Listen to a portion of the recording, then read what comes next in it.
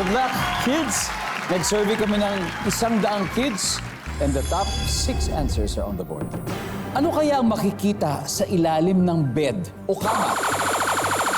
Tanya, Clothes. clothes.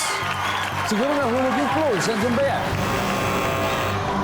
Wala. Kara, ano ang makikita sa ilalim ng bed o kama? Box. Mga box. Boxes. Nandiyan ba ang boxes? Wala rin. Riri, ano kaya makikita sa ilalim ng bed o kama? Mga laruan po. Mga laruan. Nandiyan ba laruan? Yes. Pwede pa.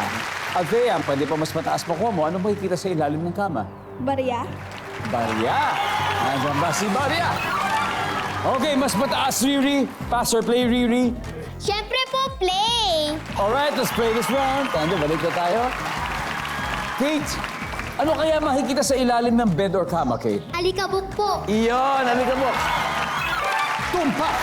Ching, ano pa makikita sa ilalim ng kama or bed? Pinaglumaan po na gamit. Lumang gamit. Old things, old toys. Nandiyan ba yan? Wala. Tanya, ano pa makikita sa ilalim ng bed? Maybe headband. Headband. Maybe headband.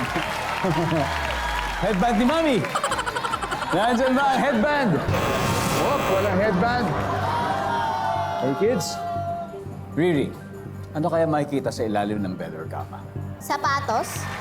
Yung sapatos mo ba, tsinelas, ilalagay mo sa ilalim ng kama? Opo. Nandyan ba ang sapatos or footwear?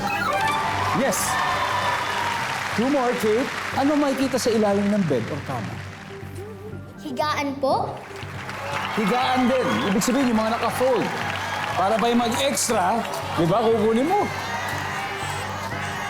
Pwedeng hilahin lang. Nandyan ba ang higaan? Extra mattress. Wala. Okay. Baka mukhang alam na. Althea, ano kaya? Ano makikita? Hikaw. Hikaw, Kara? Hikaw. Hikaw din? Hikaw. Sky, anong makikita sa ilalim ng bed o kama? Mga hikaw po. Mga hikaw or alahas. Nandyan po ba yan for the win? Survey says... Wala!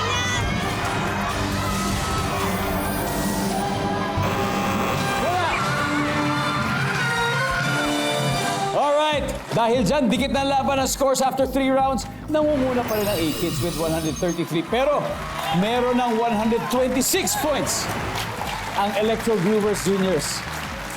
Oh, may dalawa pa. Ibig sabihin, oras na naman para mamigay tayo ng 5,000 pesos. Go! Let's go, my friend. Let's go, Harry Styles. Pangalan? Gilbert Saranza po, Gilbert. Gilbert from? sa Botasin. Gilbert.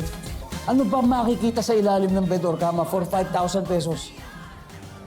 Alikabok po. Nasabi na yun. Sorry. Oh, dito naman. Halika. Ano pangalan? Lopez and Leonard po. Lopez, tiga saan? From Imus, Cavite po. Imos. Okay. Now, ano makikita sa ilalim ng bed o kama? Ulto? Ito po sa ito. Ha? Multo.